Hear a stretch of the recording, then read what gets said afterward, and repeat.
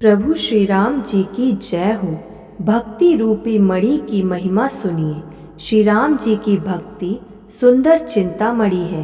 हे गरुण जी, यह जिसके हृदय के अंदर बसती है वह दिन रात परम प्रकाश रूप रहता है। उसको दीपक, घी और बत्ती कुछ भी नहीं चाहिए।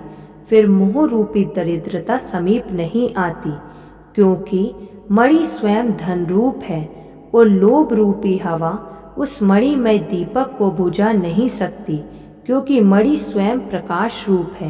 वह किसी दूसरे की सहायता से नहीं प्रकाश करती। अविद्या का प्रबल अंधकार मिट जाता है।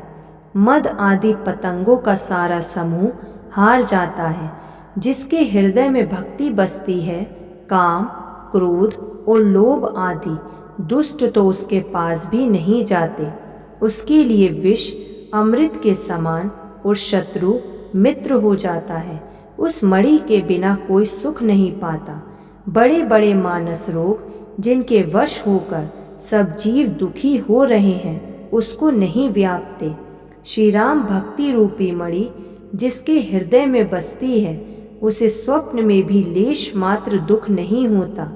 जगत में वे ही मनुष्य चतुरों के शिरोमणि हैं जो उस भक्ति रूपी मणि के लिए भली भांति यत्न करते हैं। यद्यपि वह मणि जगत में प्रत्यक्ष है, पर बिना श्री राम जी की कृपा के उसे कोई पा नहीं सकता।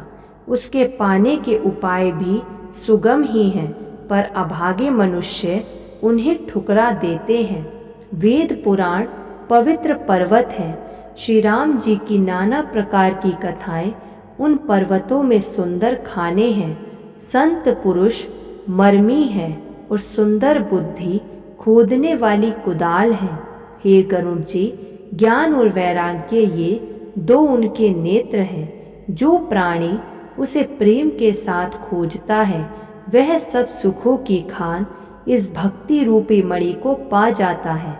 हे प्रभु, मेरे मन में तो ऐसा विश्वास है कि श्री राम जी के दास श्री राम जी से भी बढ़कर हैं। श्री रामचंद्र जी समुद्र हैं तो धीर संत पुरुष मेघ हैं। श्री हरिचंदन के वृक्ष हैं तो संत पवन हैं। सब साधनों का फल सुंदर हरि भक्ति ही है।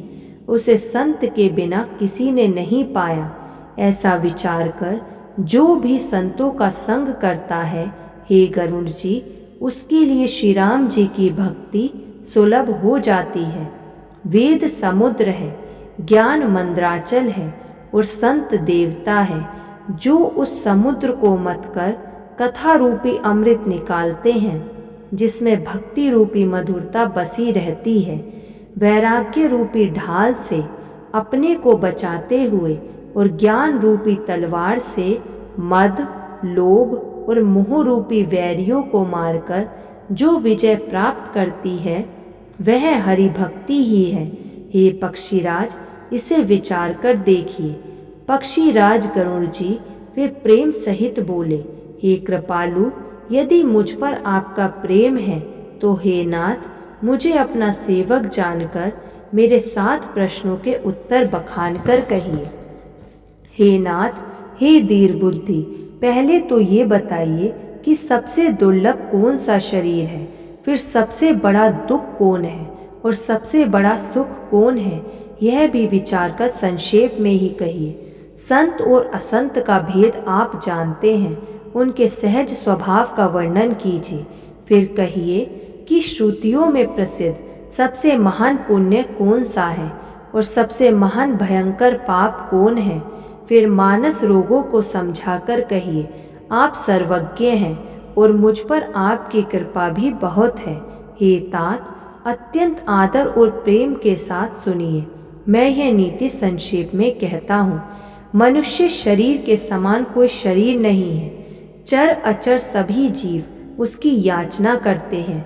यह मनुष्य शरीर नरक, स्वर्ग और मोक्ष की सीढ़ी है तथा कल्याणकारी ज्ञान, वैराग्य और भक्ति को देने वाला है।